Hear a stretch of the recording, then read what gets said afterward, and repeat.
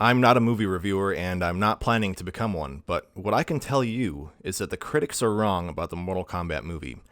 Yeah, this is a fledgling video game channel that's still working on finding its focus. I get it. But the Mortal Kombat movie is focused with a cohesive plot, exhilarating action throughout, and some pretty good cinematography.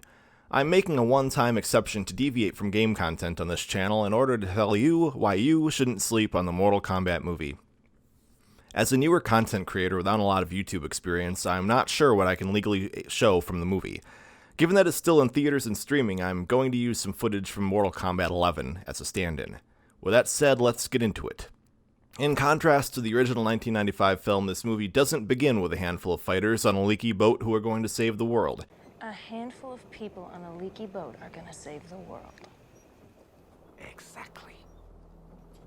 It introduces us to multiple flawed characters: Cole, a failed MMA fighter; Kano, a has-been drug runner; and Sonny and Jax, both former Spec Ops operatives now headquartered in a trailer park investigating Mortal Kombat. Circumstances bring our motley crew together in search of Raiden's temple in order to save Earthrealm. I don't want to get into too much detail on the plot in order to avoid spoilers. Suffice it to say, there are some well-choreographed fight scenes and several end in gruesome fatalities as you would expect from a Mortal Kombat movie. It shouldn't be surprising to anyone, but the special effects in this film are a far cry from the original 1995 movie. They're realistic, they're brutal, and I think they're going to stand the test of time.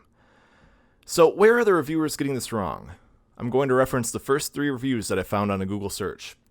The first criticized the plot as incoherent and condemned it for spending, quote, too much time on discovery and not enough time on showing those powers in action, end quote.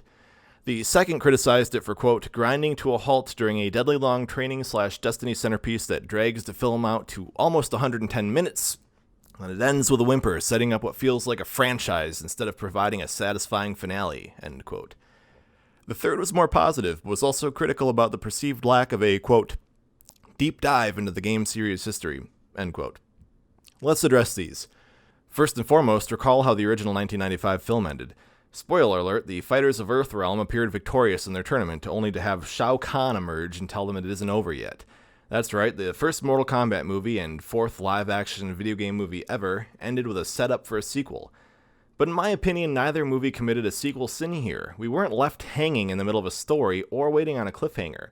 We were left with some insight into where these characters are going next, but even if we don't get a follow-up to this film, at its end, we have an understanding of where its characters are heading, what their motivations are, and what could come from that. Sure, it's a sequel setup, but I don't see the problem with an ending like that. It doesn't leave anything unresolved with the viewer. If we don't get a sequel, I don't feel like this movie left me hanging, and there's nothing wrong with that. It was a satisfying finale. Now let's get into the cohesion of the plot. Look, this is a video game movie. It's based off of a series of extremely violent fighting games with a film pedigree of a couple campy 90s movies. For what it is, the plot is coherent, it makes sense, and our characters have appropriate motivation and justification throughout in order to train for what's coming. There are a couple of plot points that, given the broad picture of the movie, make absolutely no sense, but those are few and far between. Overall, the film presents a compelling and coherent look at a handful of flawed humans who are thrust into battle of life or death against otherworldly forces that they barely understand. Cut it some slack. The thing that should be understood here is you're going into a Mortal Kombat movie. There's absolutely no intention here to produce the next cinematic masterpiece. This isn't supposed to be a Shawshank Redemption or a Citizen Kane. It has no place on IMDb's top 250 movies, but no one should be expecting it to. When you see it through the proper lens, it's actually a pretty fantastic film. I'm old enough to remember when the first film came out, and I'm old enough to remember how I reacted to it then. I still think it's a nostalgic, campy, totally 90s home run, but in comparison, this movie is a grand slam. Ultimately, I'd rate it a solid 8 out of 10. It's not perfect, and it does have a few problematic plot points, but it's a funny, exhilarating return to form for a film franchise that was left in shambles following 1997's Mortal Kombat Annihilation.